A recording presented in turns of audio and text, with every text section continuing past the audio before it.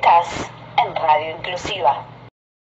Porque más allá de todo lo que nos vas a contar del libro, es un gusto que me di en algún momento que te he escuchado. Y tenerte acá para mí es un verdadero placer. Igualmente, entonces muchas gracias por la invitación. Por favor, un placer. Bueno, Morgan, y escribiste el libro Impacto Real. Si bien uno sabe de qué se trata, pero contanos vos de qué se trata para que nuestros oyentes y televidentes puedan saberlo y descubrirte. Sí, realmente lo que trata el libro y la mayoría del trabajo que realizo realmente es sobre el poder del dinero. Que todos tenemos una relación con dinero, que sea que somos ricos o somos pobres, ¿verdad? Que el dinero siempre ha sido un fuente de oportunidad, un fuente de trauma, ¿no? Que siempre nuestra relación con dinero tiene que ver con cómo podemos realizar nuestros sueños. Y entonces yo como activista siempre he enfocado en la área de cómo nuestro dinero podría crear el futuro que realmente creamos, ¿no? Y que queremos. Y entonces lo que trata el libro es como todos somos inversionistas de alguna forma u otra, que sea que, bueno, votamos, no sé cómo es en Argentina, si votan cada 4 años o 6 años para el Justamente presidente. estamos votando ahora, cada 4 años para presidentes, pero tenemos las legislativas ahora el 14 de noviembre. Ah, sí, sí, sí. Entonces yo creo que en la mayoría de los países no votamos que sea cada 2 años, que sea para el Congreso, el presidente, lo que sea. Sí. Pero nuestro dinero es el voto que tomamos todos los días, ¿verdad? Con cada peso que invertimos o que gastamos, es nuestro voto en el futuro que queremos.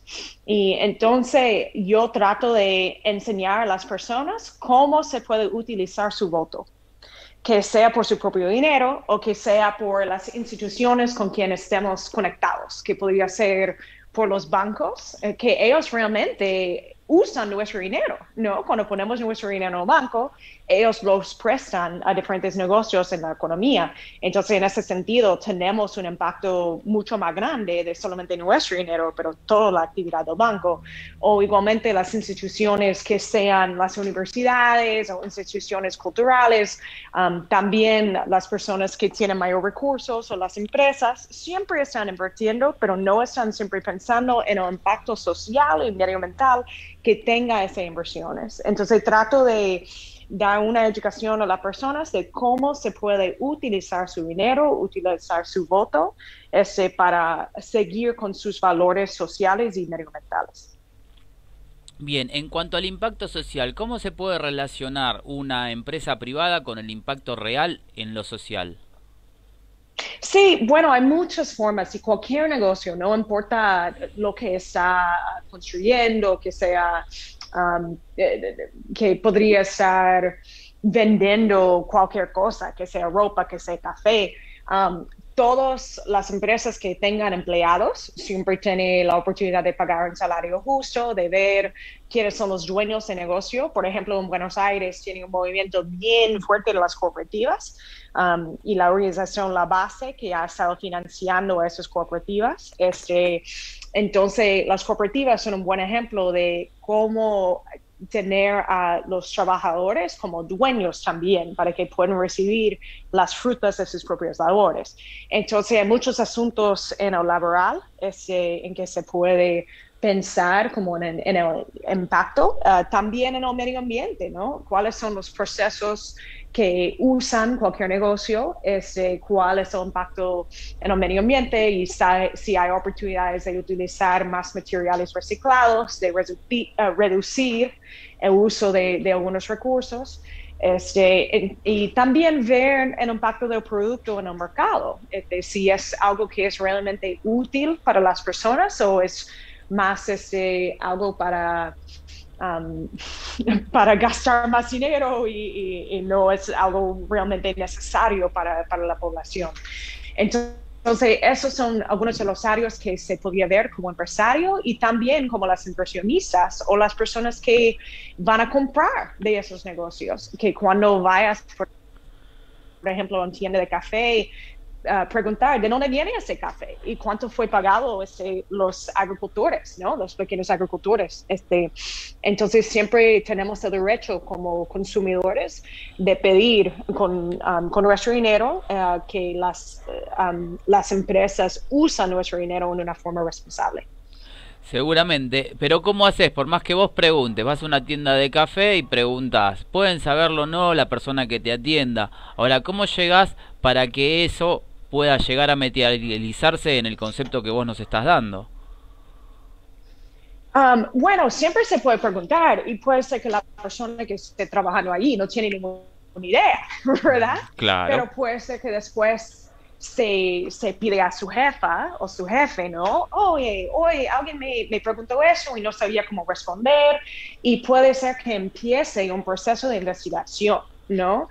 Y porque realmente las empresas al final del día ellos tienen que reaccionar a sus consumidores. Si no tienen consumidores que están felices, no van a vender.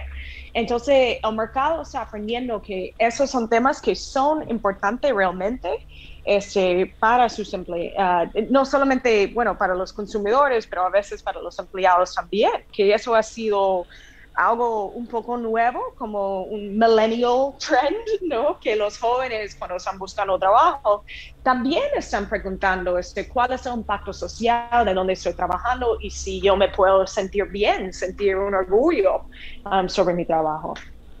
Bien, ahí te presento a mis compañeros Mariela Januszewski y Nicolás Lacunza. Mariela, ¿le haces una pregunta a Morgan?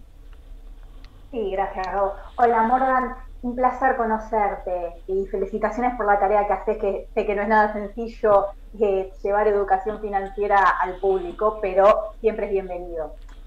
Yo te quería hacer la siguiente pregunta, teniendo en cuenta el contexto de pandemia. ¿Vos crees que la relación de la gente a través de la pandemia y el dinero puede llegar a cambiar? E incluso de los países también la relación con el dinero. ¿En qué me baso en esto último? Por ejemplo, estamos viendo que los países más poderosos del mundo están acaparando una gran cantidad de vacunas.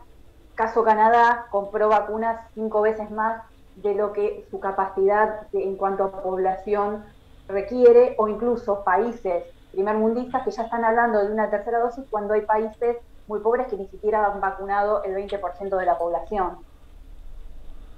Sí, es algo terrible realmente que COVID está amplificando en todos los sentidos las desigualdades, que sea dentro de una población y dentro de diferentes países también, ¿no? Entonces, en ese sentido, se podría decir que Canadá no está siendo un consumidor muy responsable, que tiene que siempre estar pensando en el impacto en los demás. Y eso también ha sido algo bien importante, por ejemplo, el tema de, bueno, no sé cómo se dice en español, pero boosters. La idea de que hay personas en los Estados Unidos, donde yo vivo, que van a estar recibiendo su tercer dosis de la vacuna, cuando hay gente en muchos países que no han recibido ni la primera, ¿no? Entonces, la Organización de Salud Global ha estado diciendo, oye, que paren de comprar y dejan a los otros países que reciben su primer dosis primero.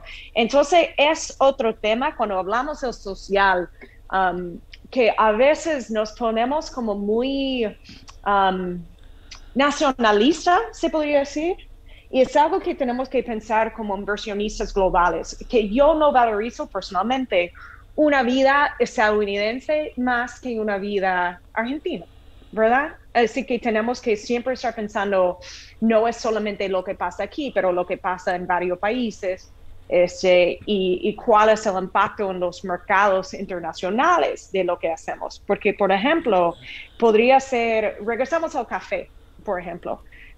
Si vendemos un producto bien barato, puede ser que, qué bien que estás dando un precio accesible al consumidor. Pero si eso es porque el pequeño agricultor, el campesino está sufriendo, ¿verdad? Porque está siendo mal pagado. Eso no es una perspectiva social, ¿verdad? Entonces tenemos que siempre estar viendo cuál es el impacto para todos y todas las personas que se han incluido en el proceso de negocio. Morgan, Ya que estaba, Mariela te preguntó acerca de la pandemia, ¿cuántos puestos de trabajo que se han perdido y cuánto calculás que se van a poder recuperar? ¿En qué tiempo? Uf, lástima que no tengo un crystal ball para poder decirte exactamente, ¿no? Yo creo que lo que sí estamos realizando es oportunidad de una reorganización en la sociedad, decir cuáles son las cosas que realmente son necesarios, cuáles son los procesos laborales que a veces puede ser que habían más personas de lo que fue necesario. Entonces es posible que no vamos a recuperar todos los empleos, también que se ha cambiado los hábitos de familia, que podría ser que ahora la persona que estaban acostumbrado a comer en la calle ya se aprendió a cocinar, ¿verdad? Entonces son cambios pequeños a nivel personal que al final se puede añadir a nivel de una sociedad. Pero yo creo que, por ejemplo, en algunos de los procesos sociales sí son más caros, se podría decir, a nivel de consumidor, pero si consumimos menos, podemos tratar mejor a los empleados, ¿no? Entonces, tenemos que pensar cuando recreamos la economía, qué tipo de economía queremos tener. Y en ese sentido, no es regresar a la economía que teníamos antes del COVID, es ver cuál es el futuro diferente que podemos hacer. Bien, Nicolás Lacunza. Hola Morgan, ¿cómo estás? Buenas tardes. Hola. Dos preguntas quería hacerte. Una, en relación al consumo que decías hace un rato, digo, ¿hasta dónde llega la responsabilidad del Estado en educar al consumidor en vez de castigar por ahí al que pone los productos a la venta, ¿no? Sí, es una muy, muy buena pregunta y realmente de mi perspectiva personal, yo prefiero que tenga un poco más de regulación de gobierno, que es una actitud no siempre muy bien aceptada en los Estados Unidos, ¿verdad? Que muchas veces se hablan del mercado libre, que los negocios deben de poder hacer lo que le dan la gana. Pero sabemos que a veces, de una perspectiva capitalista, que a veces sus prioridades son muy al nivel de los dueños de negocio y no pensando en la sociedad en general. Y claro que hay muchos en el movimiento de emprendedorismo social que eso está cambiando, pero a veces tienen que luchar muchísimo porque la política no conviene mucho al emprendedor social.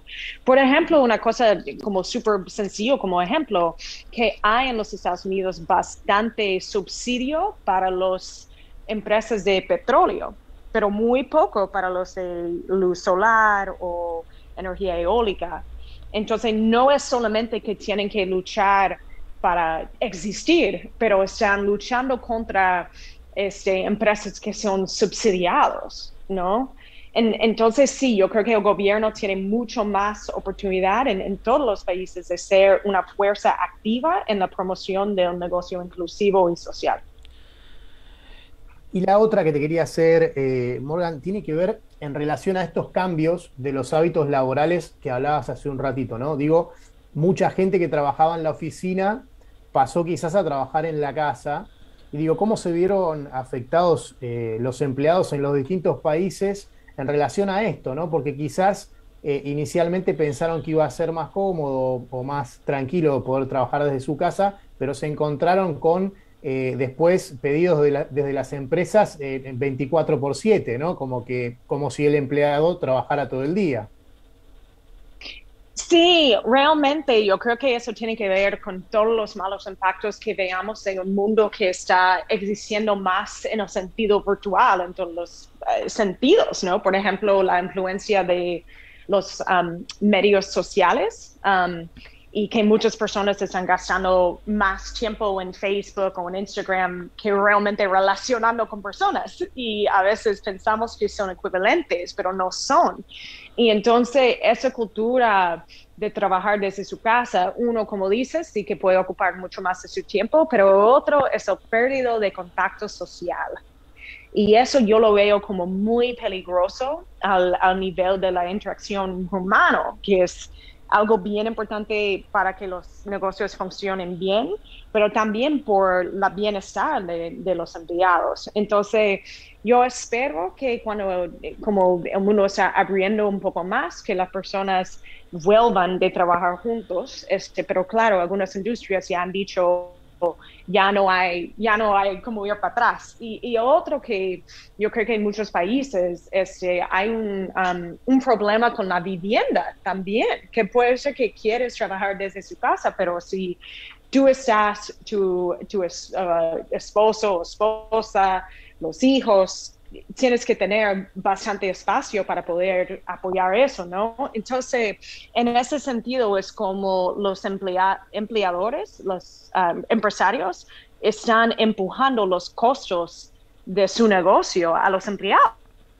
¿no? Que no tienen que rentar una oficina, pero tampoco no están dando ese apoyo para las viviendas de las personas. Y entonces yo creo que es otra parte de la comodificación laboral, tener todos trabajando desde su casa,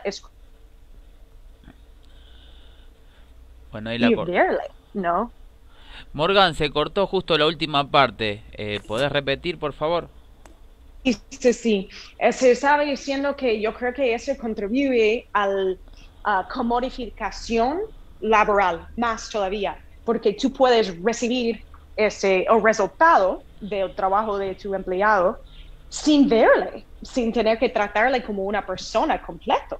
Y yo creo que cuando perdimos esa complejidad, estamos perdiendo un parte de la sociedad, que es la oportunidad de conocernos, de cuidarnos uno a otro, que sea entre las amistades o en el lugar de trabajo también. Morgan, ¿crees que así como se hizo en relación a la educación, ¿no? Que el Estado en un momento intervino y dijo, bueno, vuelvan a clases presenciales, por lo menos eso pasó en la Argentina, debería pasar algo similar con el empleo y desde el Estado debería regularse que los empleados vuelvan a las oficinas? Disculpe, quería estar seguro que entendí bien la pregunta, que si el gobierno deben de pedir a las personas regresar al trabajo. Claro, volver para atrás esta medida una vez que la pandemia lo permita, dependiendo del lugar, ¿no? En el que uno habita. Si no debería un poco obligar a las empresas a que vuelvan a establecer las oficinas por todas estas cuestiones sociales, ¿no? Yo creo que es muy difícil. Yo creo que es muy difícil. A veces no se ven la conexión tan fuerte. También es un costo de negocio muy grande. Y me imagino que tendría una reacción mixto entre los mismos empleados. Algunos que sí, que quizá antes estaban manejando a largas distancias o estaban en el transporte público que no siempre funciona bien. Entonces no es como tan sencillo de una forma de política, yo creo, y va a ser algo que decide como la sociedad en total, viendo los resultados. Por ejemplo, lo que hemos visto con las escuelas que estaban virtuales y fue muy obvio, yo creo que muy rápido, que no funcionó, ¿no? Que tenían que regresar. Entonces, yo creo que al final vamos a ver si estos negocios ganan o pierden la productividad, y yo creo que desde allí vienen las decisiones en qué hacer. Pero quizá abre un espacio para otros espacios que sea, por ejemplo, los coworkings, y la oportunidad de tener una interacción social que no sea solamente personas con quien tú trabajes, pero con otras personas, otras industrias. Eso yo creo que sería muy beneficial. Pero sí, yo creo que es una cosa un poco complicado de tratar de regular al nivel de gobierno. Podría ser que estoy equivocado. Seguramente. Morgan, ¿dónde aprendiste a hablar español? Aprendí más o menos, ¿verdad? No, hablas muy bien, se te entiende muy claro. Yo regresé de Francia ayer, entonces mi cabeza está un poco enredada en varias lenguas, pero yo vivía en México cuando tenía como 20 años, sí, hace como 20 años atrás, y yo estoy en Cuba casi todos los años, tengo bastante conexión ahí cultural. Entonces, y viviendo en los Estados Unidos, específicamente en California, que estamos en la frontera, yo creo que es algo como muy importante. Siempre me ha interesado las lenguas. Entonces, hablo español y portugués. y un poco de francés. Bien, bueno, eso nos introduce en el tema entonces de México, América Latina y obviamente nos incluye a nosotros como país de Argentina. ¿Cómo ves a toda esa economía?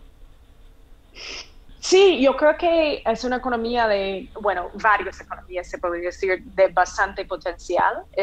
Tengo mucho miedo de lo que ha pasado con COVID, y también muchos problemas con ¿cómo se dice?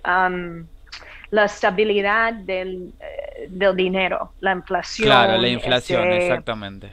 sí, especialmente para Argentina, ¿no? Entonces ha sido algo complicado a veces a la hora de pensar en invertir y para que Argentina podría tener más conexión internacional.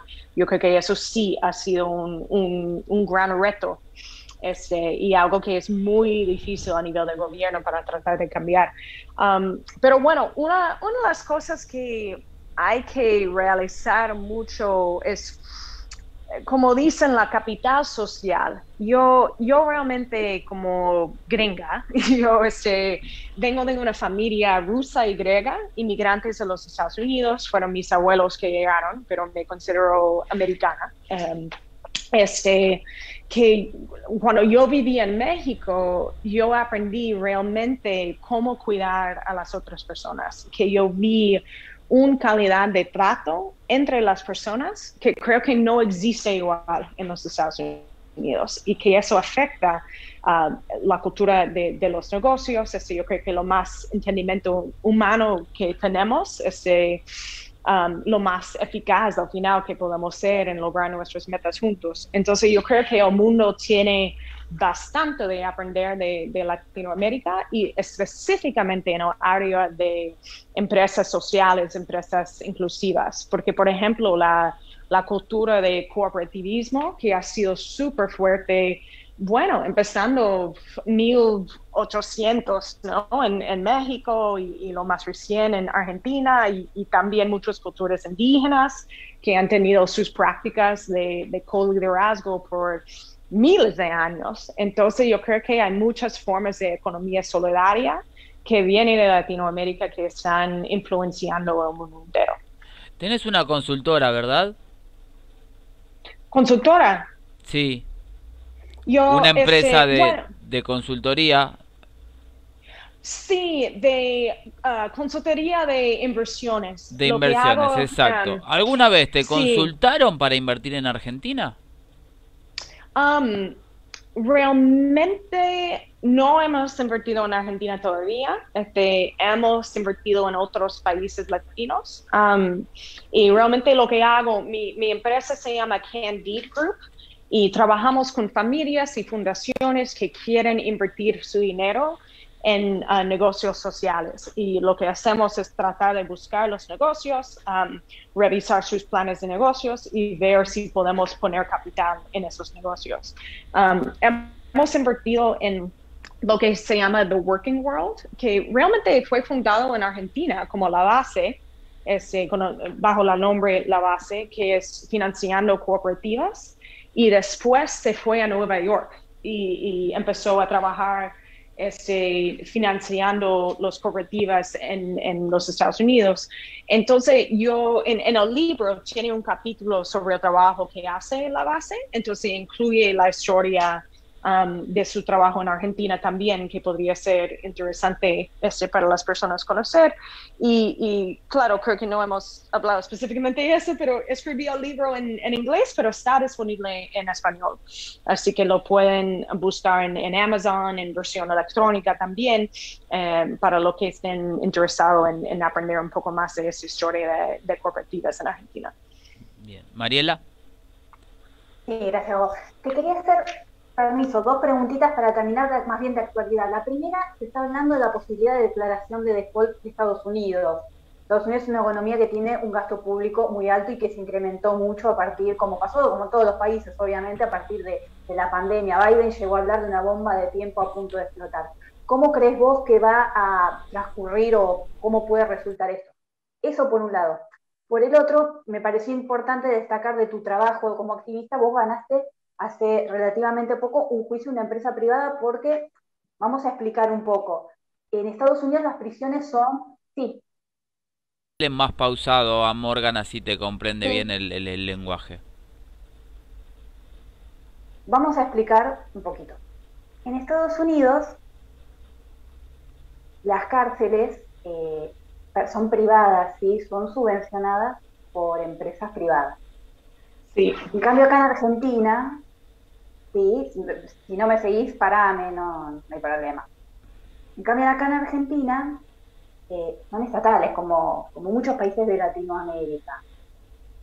Una empresa, vos, digamos, recurriste a la justicia en su momento y le ganaste una demanda a estas empresas porque se cometían abusos, sobre todo lo que tiene que ver con el tema de inmigrantes. ¿Qué parte crees que tiene que ver en esto el Estado con este trato que se da a los inmigrantes y esto podría revertirse dejando de ser privadas las cárceles, pasando a manos del Estado, ¿sí? sí, eso es un tema. Realmente, cuando trato de hablar de eso a nivel internacional, me da tanto rabia, me da vergüenza como americano de lo que está pasando ahora y lo que ha pasado durante la época de Trump y antes también. El primero que comentaste, que yo creo que muchas personas no conocen, es la idea de que muchos de las prisiones en los Estados Unidos o realmente los centros de detención de inmigrantes, que es un poco diferente que los cárceles normales, o como 80% más o menos de los inmigrantes que están ahí están en cárceles privados. Y eso quiere decir que hay negocios que están haciendo su dinero en las espaldas de los migrantes. Y, por ejemplo, si se acuerdan del capítulo feo de la historia americana de la separación de familias, eso creo que se habían hablado en Argentina, ¿verdad? Y Sí. todo el mundo vio lo que estaba pasando.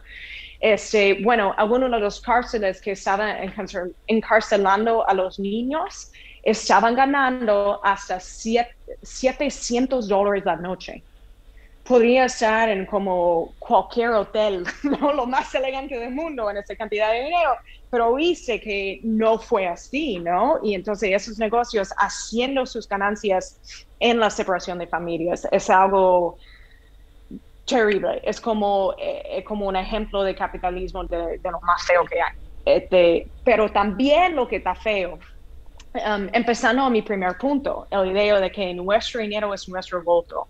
Yo sé que hay personas en el mundo entero, ¿no?, que buscan poner su dinero en un banco que sea seguro, que podría ser Chase o BNP Paribas o Barclays o Wells Fargo, esos bancos que son conocidos a nivel mundial. Y esos bancos, por ejemplo, Barclays, que es un banco global pero fundado en Europa, ellos tenían inversiones en esas cárceles privadas. Entonces podría ser que tú estás sentada en Argentina y pones tu dinero en Barclays porque crees que es seguro, ¿no? O que algún británico o alguien de Italia o donde sea, y su dinero está usando para financiar esos cárceles para los migrantes. Y eso fue la campaña que montamos para educar a las personas que su dinero estaba utilizado así y que no es necesario. Hay tantas opciones de poner su dinero en bancos sociales, en cooperativas, que no tiene que estar apoyando a esos bancos, o si tiene que tener su dinero ahí por cualquier razón, que podrías poner presión en esos bancos, decir, oye, con mi dinero no, yo no voy a ser parte de financiar ese tipo de negocio tan feo.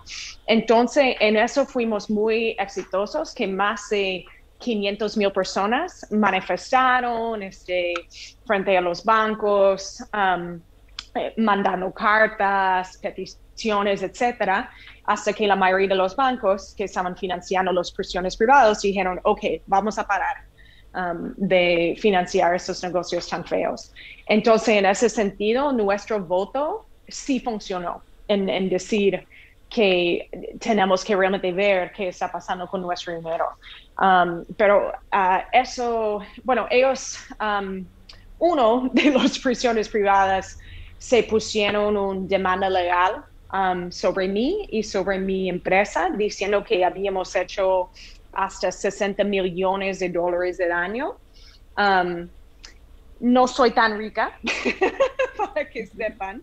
Entonces, eso ha sido muy doloroso para mí personalmente y es un ejemplo de muchas veces cuando las activistas empiezan a luchar, también las empresas luchan por su vivencia también, ¿no? Entonces ha sido difícil, pero al mismo tiempo no vamos a parar. Porque sabemos que todavía hay gente que están sufriendo en esos centros privados y bueno, para terminar, que disculpe que yo sé que hablé bastante, como te dije, yo soy americana, pero eso quiere decir que soy inmigrante. Si no eres indígena, eres inmigrante. Eso es lo único, ¿verdad? Yo creo que en Argentina la situación es bastante similar, que sea de Italia o de donde sea. Entonces, cuando la persona dice, oh, no, tenemos que encarcelar a cualquier inmigrante que viene, y entonces tus abuelos, ¿no? ¿Qué pasa aquí? Que hemos perdido nuestras raíces como inmigrantes todos. Entonces, al final del día, es una lucha financiera, pero también es una lucha cultural que tiene que ver con cuáles son los derechos de los migrantes, que es un proceso que hemos visto en la historia de los seres humanos por siempre. Morgan, ahí cuando hablabas de los bancos, ¿no habría que legislar, ya que existen políticos en todos los países del mundo, legislar que las inversiones que hagan los bancos no sean declaradas? Dijiste un verbo nuevo para mí, legislar. Legislar, hacer leyes para que las inversiones que los bancos realicen sean visibles, que estén a la vista de todos, porque si eso no, sí, bueno, sería eso es lo la cosa lógico. que leyes, sí, eso es acento argentino que tenía que adaptarme. Ahí está. Discúlpame, me encanta, es solamente diferente. Bueno, sí, entonces, por ejemplo, trabajamos con un senador del estado de Nueva York que se llama Brian Benjamin. Ahora él es lo que se llama el Lieutenant Governor, como el segundo al gobernador de Nueva York. Entonces, realmente como es uno de los estados más poderosos de los Estados Unidos, ya tenía un cargo bastante alto. Él propuso al Congreso de Nueva York una ley diciendo que los bancos que tienen que son fundados en Nueva York no podrían financiar a las prisiones privadas. Entonces, sí, hay diferentes leyes que se han intentado para limitar qué tipo de negocio los bancos pueden financiar, y yo creo que es otra oportunidad súper importante para los gobiernos. Por ejemplo, pueden subsidiar capital a los negocios sociales, así que como dicen que tú puedes tener, no sé si tiene la misma expresión en español, que es carrot and stick, la zanahoria y el palo. ¿Sí se podría decir? Se entiende, no? sí, se entiende. Sí, entonces Sí. yo creo que el gobierno tiene las dos oportunidades, que es decir, no se puede financiar a las industrias que están haciendo daño a la sociedad. Lo mismo, por ejemplo, como tienen regulaciones del medio ambiente, que una organización no puede poner bastante químicos en el agua, por ejemplo. Ese tipo de regulación sí existe y sí podría existir para los bancos también. Y otro, la zanahoria, no es tratar de motivar a los bancos, quizá podría dar mejor oportunidades para que financien a los negocios inclusivos, sí. Es verdad. Bueno, dijiste que llegaste recién de Francia. Describime Francia y describime Cuba. Wow, fue increíble estando en Francia como un país que tiene salud social para toda la persona. Yo viviendo en los Estados Unidos, yo tengo que pagar $500 al mes solamente para mi servicio de salud. Entonces, por ejemplo, una cuestión de familia que debe de ser muy básico, como si quiero tener hijos, vuelva como una cuestión financiera. Es súper raro, ¿verdad? Es como, no es solamente pensar, si quiero tener un bebé, es tengo dinero para tener un bebé, ¿no? Viviendo en países como Francia, que, tú vas a tener automáticamente un descanso de su trabajo y vas a saber que puedes entrar en el hospital y no estar pensando el día siguiente, ¿cuánto tenía que pagar para dar parto, para dar la luz, ¿no? Entonces, ha sido muy interesante para mí de la perspectiva americana ver cómo es una economía cuando el gobierno sí está cuidando de sus ciudadanos. Y yo lo veo increíble y también me siento como triste que supuestamente somos el país más rico del mundo, pero no hemos podido lograr cosas que, por ejemplo, también se ha hecho Cuba. En el nivel de educación de los médicos y al servicio que se dan. Ellos sí han tenido gran problema del bloqueo por tantos años y como dice mucho cubano, el bloqueo afuera y el bloqueo adentro también. Entonces hay muchas cosas que todavía tiene que tratar de solucionar y tienen una población súper educada, súper creativa y me imagino que van a encontrar a sus propias soluciones. Bueno, ojalá así sea. ¿Conoces Argentina? Claro que sí. He ido 3 veces. Tres veces. Estaba ahí justo diciembre, antes de que empezó la cuarentena. Yo estaba en el sur, en la Patagonia. Entonces he aprovechado bastante de la naturaleza de Argentina y también he estado en Buenos Aires conociendo las personas de la base, conociendo la ciudad. Estaba ahí para el Año Nuevo, realmente, hace como 2 años atrás. Bien, bueno, ¿pensás volver? ¿Te gustó el país? Claro que sí, todavía muchísimo más que tengo que conocer. Bueno, no solamente la naturaleza, pero la cultura también. Como te he comentado, la cultura latina siempre ha tenido una gran influencia para mí. También yo creo que la tradición intelectual de Argentina es súper interesante y siempre he pasado bien conociendo la gente de allá. Entonces, esperamos. El otro que realmente quería hacer cuando publiqué el libro en español, tenía la idea de hacer un tour con el libro, pero después llegó COVID y no fue posible. Bueno, entonces, pero lo podés hacer en breve, ya se está abriendo casi todo. Exactamente, eso es la idea. Bueno, ojalá así sea y será un placer para nosotros tenerte aquí en nuestro estudio, la próxima entrevista y que charlemos sobre el libro y más sobre impacto real y cómo va evolucionando la economía de Latinoamérica e internacional en ese contexto. Seguramente. Bueno, Morgan, te agradecemos muchísimo. Estuvimos hablando 40 minutos palo y palo acá con el equipo, con Mariela, con Nico.